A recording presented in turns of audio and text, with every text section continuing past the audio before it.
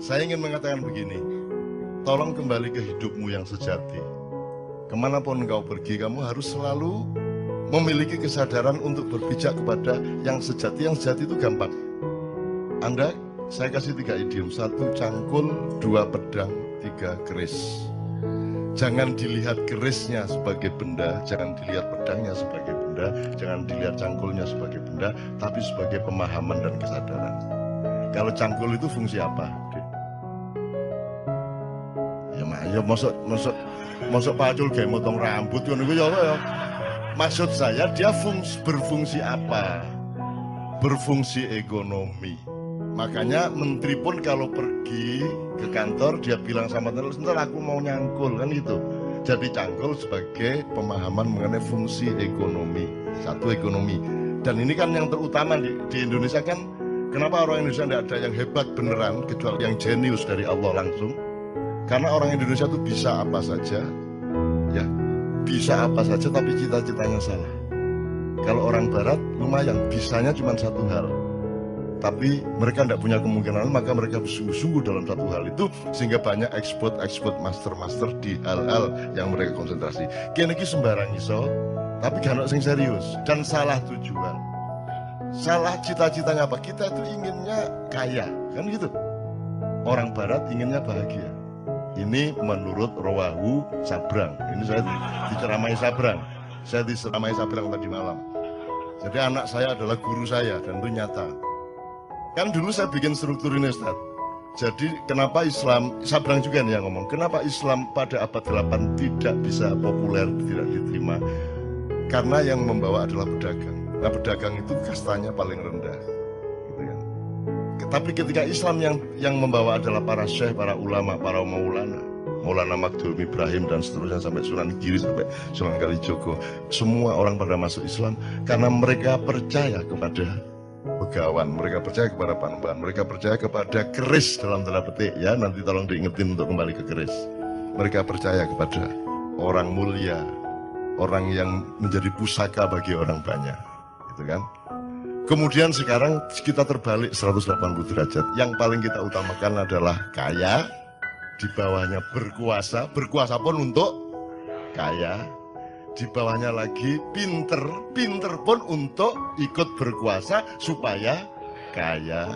Nomor 4 kuat. Kuat itu punya kekuatan, punya akses, punya kesaktian, punya apa. Itu pun untuk supaya dia ikut berkuasa supaya kaya lagi. Jadi cita-cita kaya. Terus terkenal, populer. Populer kan nyata bahwa populer itu menerobos seluruh kriteria-kriteria kualitas hidup, sehingga seorang artis seksi itu bisa mencalonkan diri jadi wakil bupati.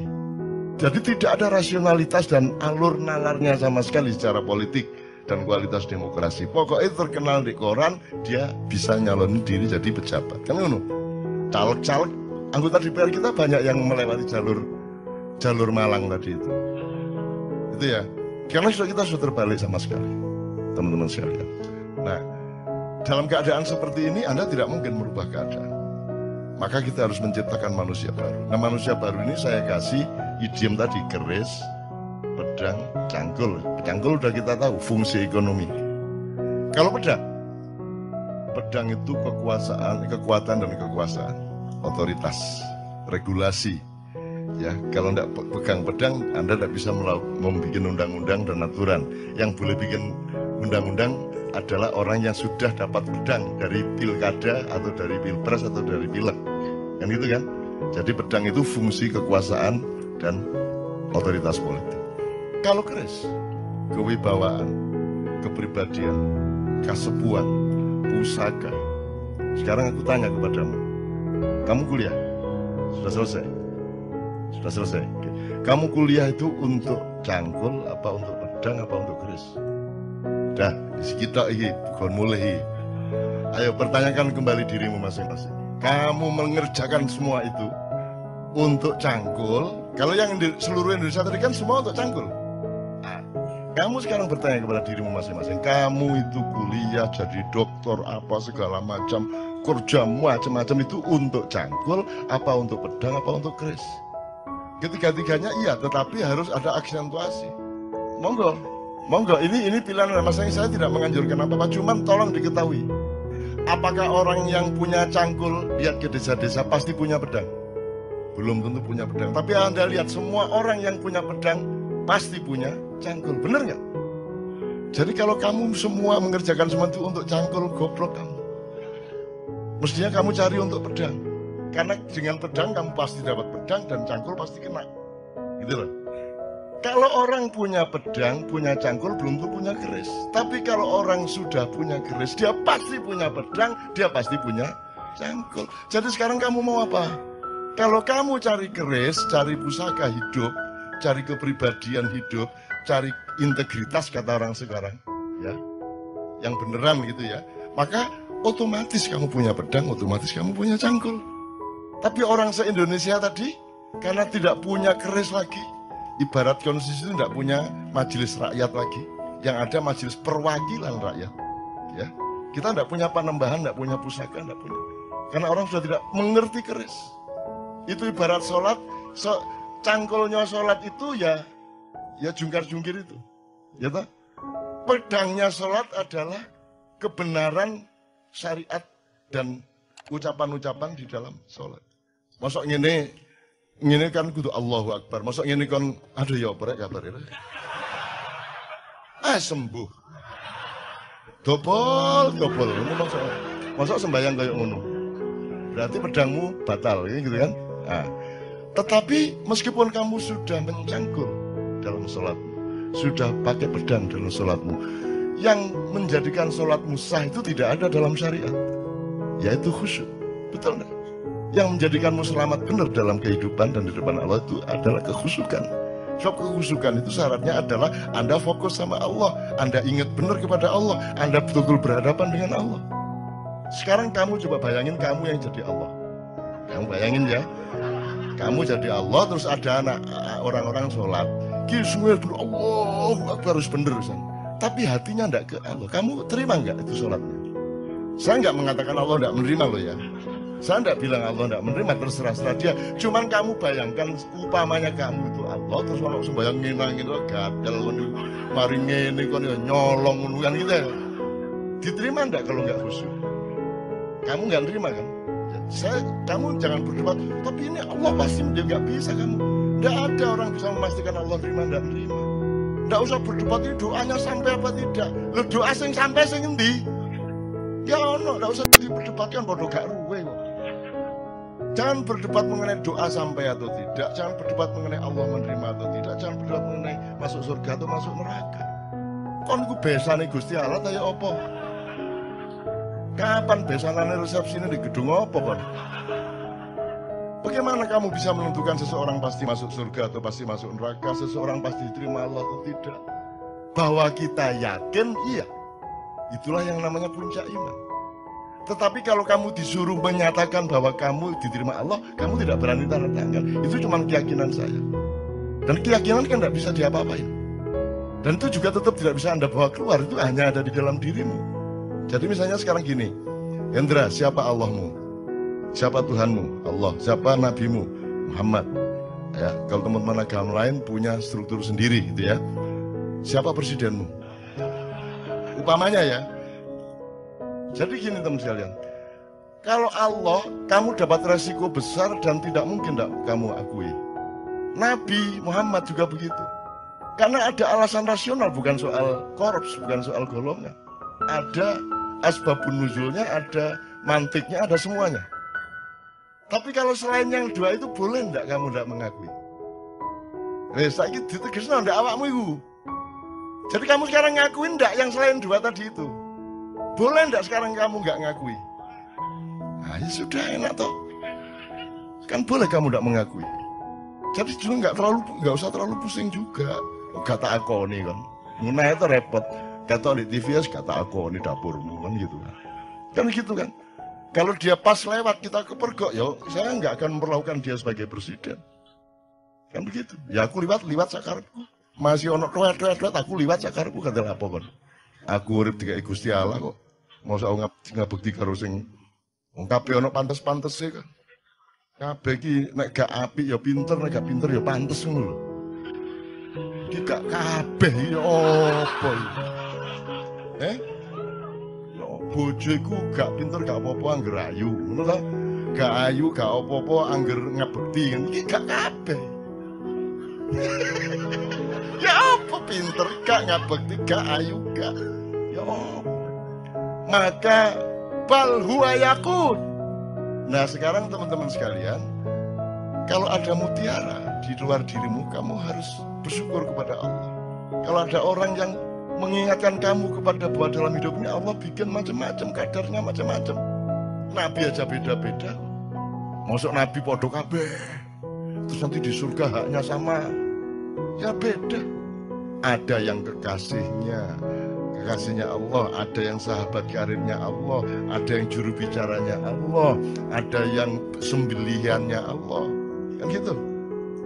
Ismail sembilannya Allah, terus rumah kamu juga nggak ngerasain deh jadi Ibrahim. Bayangin kamu jadi Ibrahim, disuruh Allah nyembelih anaknya, itu gimana rasanya coba? Kamu tenang-tenang aja. Terus kamu pikir Ibrahim nggak mencoba bereaksi gitu? Terus ya ikhlas ya Allah, ya enggak lah. Jadi Ibrahim dia pergi ke hutan, dia itu kan semua kan tidak untuk kepentingan Allah. Emang ada Allah punya kepentingan. Jadi kalau Allah menyuruhmu sesuatu, itu kan untukmu, untuk melindungimu, untuk pemahamanmu, bukan untuk dia. Gak pada kan Gusti Allah pun gak sembahyang. Jadi itu untuk supaya ada, karena umatnya Nabi Ibrahim itu orang yang sudah terlanjur menyembah Tuhan yang sebelumnya, kepercayaannya sebelumnya. Yang tradisinya berbeda dengan yang ditawarkan oleh Nabi Ibrahim. Nah, untuk merubah tradisi dan meyakinkan mereka kepada tradisi baru itu harus ada praktek ikhlas membunuh anak. Jadi Nabi Ibrahim yo jane gak kuat rek, matane wong ngaplok arek gak kuat ya. Jadi dia nang alas naik gunung sama Ismail sama bawa kambing. Nanti wis melayu.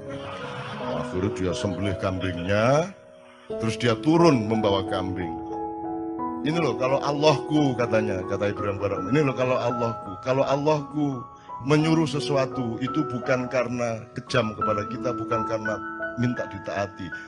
Sesungguhnya semua perintahnya karena sayang kepada kita. Aku disuruh menyembelih anakku, tapi buktinya anakku tidak tersembelih, kambing malah dikasih oleh Allah. Ngono, kerja itu kolusi antara Allah sama Ibrahim. Terus tenang aja. Kamu nanti saya bukain macam-macam bantah semua nanti kamu. Mosok gak lu? Kamu pikir Rasulullah aja manusia biasa kan? Semua itu kan enggak kok terus semua itu sudah hebat sejak awalnya enggak. Nabi Nuh aja istrinya dia enggak bisa dakwahi kok. Anaknya Nabi Nuh sendiri kafir kok. Kamu bisa bayangkan kalau seorang nabi istrinya sendiri tidak ikut suaminya, anak itu kan bayangin rumah tangganya bagaimana, bayangin masyarakatnya bagaimana. Sekarang kita ini anak kita satu nakal aja udah pusing nggak karu-karuan kok. Bayangin ada nabi rasul lagi yang istrinya tidak taat, anaknya tidak taat. Kamu bisa bayangin keluarga ini gak sakinah tuh, gitu loh. Jadi kamu juga jangan terlalu pusing karena Allah sudah kasih jurisprudensi apa saja ada. Kalau kamu mengalami kesulitan apa-apa tinggal cari jurisprudensi apa. Wah ini cocok gigi Nabi Yunus sih cocok. Kalau kamu mengacu kepada contoh-contoh kejadian yang sudah Allah paparkan, kalau kamu menemukan itu selesai. Kamu akan mentertawakan dirimu gini kok galau, gak masalah. Ini buahnya kalau saya buka Anda bingung nanti. Buahnya Rasulullah, misalnya Rasulullah pernah mengganjal perutnya dengan batu supaya tidak lapar. Orang nggak mikir ya Aisyah nggak ganjal batu taga. Orang nggak pernah mikir tuh. Mbok mestinya dilihat lah, kan mestinya serumah dong ganjal batu semua. Lah kamu nggak punya fakta bahwa Aisyah. Jangan-jangan beliau lapar itu karena Aisyah lupa nawari makan. Loh, salah satu kemungkinannya loh ya. Mungkin Aisyah pas kurang care. Lah Rasulullah kan mau bilang, Aisyah saya belum makan, tidak berani dia. Kan Rasulullah lembut sama istrinya, dia sangat hati-hati menjaga perasaan istrinya. Akhirnya mergo bojone gak nawan-mani mangan, ya wis tak ganjel watu. Bingung kan tak ceritane akeh. Wes banyak bahan ngene-ngene kira. Iki tak buka didik ngono ya. Gak teman-teman bingungmu lho ya. Ya teman-teman sekalian ya mohon maaf nih Ustaz kalau anak agak yang enggak dikit-dikit gitu. Ini bukan tujuannya bukan mau mengkritik Muhammad, mengkritik Ibrahim dan sebagainya. Tujuannya supaya Anda mengetahui betapa banyak paradoks dalam hidup yang Allah sengaja menciptakan dalam hidupmu. Sehingga kamu jangan kaget sama paradoks itu. Tapi kalau kamu berdialektika dengan cara berpikir ma'iyah yang siklikal, yang spiral, yang penuh tikungan, penuh lipatan, dan Anda terbiasa dengan itu, maka seluruh yang kamu alami itu nanti akan bisa dieliminir menjadi berkah, menjadi rasa syukur, akan semua menjadi baik bagi hidupmu.